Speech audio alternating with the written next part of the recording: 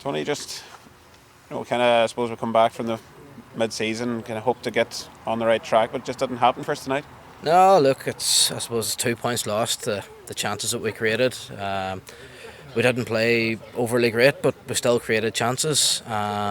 We won up fairly early on, and it was nearly as if we were quite happy to sit on that lead. We didn't come out and play overly well. We had a lot more chances. I suppose Dixie's one, he hits the post from a tight angle.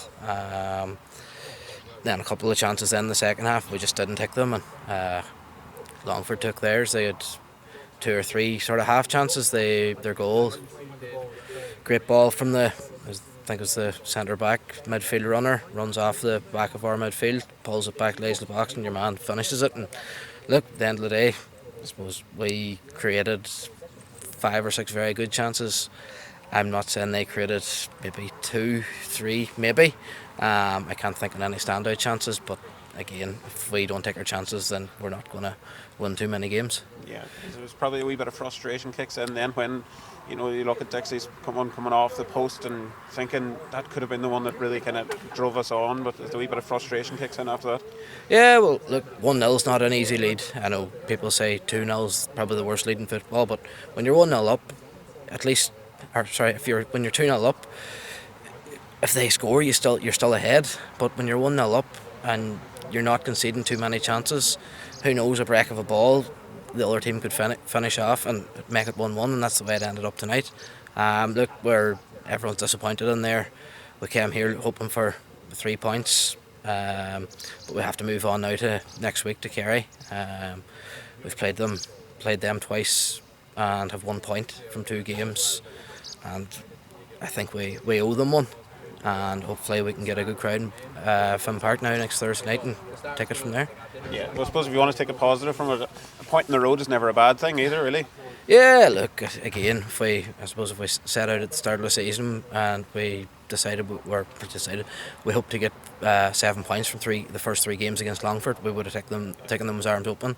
I think it's just the way the game panned out. We're disappointed more with the performance, and more than even the opportunities that we've missed. The performance wasn't that great. I know if the performance wasn't good and we won 1-0, we'd be happy out.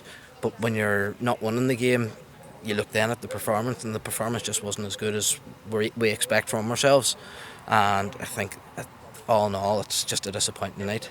Yeah, and then I suppose a wee word as well on the positive contribution of Gavin McAteer again. The lads progressing week on week. It's another kind of the shining light of the academy at the minute. Yeah, look, I seen Gavin playing at 10-11, playing for Longford United, and I looked at him and I was like, who is this young fella? And again, I've heard his name coming through the academy and all, and I'm sitting going, I recognise that name. And then he came in to train with us. I think it was the start of the season, or sort of midway through the first half of the season. He came in to train, and I'm sitting going, he seems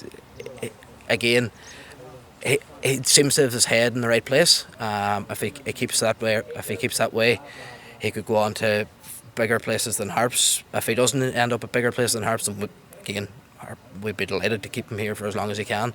But his work rate, his enthusiasm about the training and everything, and he's just a nice, honest kid.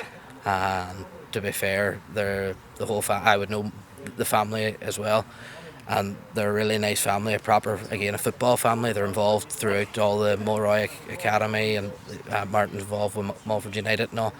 And to be fair, he's just a great lad, and you see him coming on there, and there's not one thing phases him. He comes in and he's as confident, I would say, playing at the senior level than he is at under 17s, and he's just a talent that has come through the academy. Yeah, I suppose as you said, now is just dust yourselves down and pick yourselves up and back in training again and look at Kerry on Thursday. It's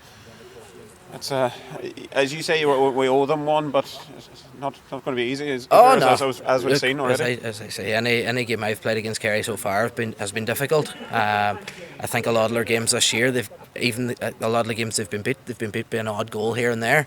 Like the game we played in Finn Park, we created a lot of sort of half chances. They defended their box as well as I've seen any team.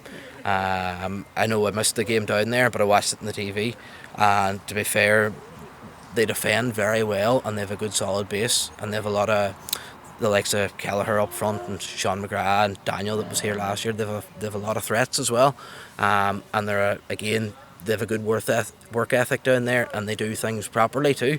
So again, we have to look at going and playing them next Thursday night.